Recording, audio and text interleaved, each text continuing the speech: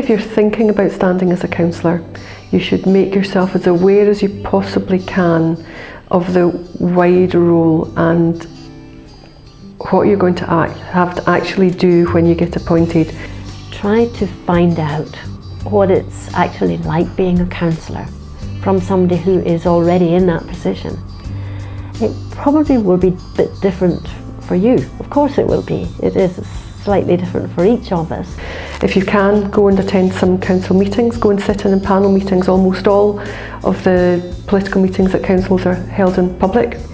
But if you have a fairly clear idea of the sorts of things that you will do as a councillor and the demands on your time, the expectations of you and what you can contribute, because that's just as important, I think then you'll be sure about whether you want to stand for election.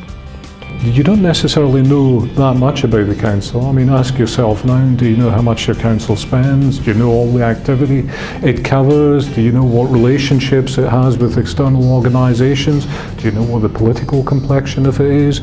Would you know how to operate between officers and elected members? If you ask all of those questions, did I know the answer to those when I went into the council? I had some assumptions, big fat assumptions, which probably turned out to be largely inaccurate. Clearly you need to know what your areas, what the issues are in the area that you want to represent, in the council area that you become part of. You decide whether you're going to stand. You decide to put yourself in the hands of your electorate, whether they're going to elect you. Never forget, if they do, that they come first and they come last, and repay that trust that they have in you.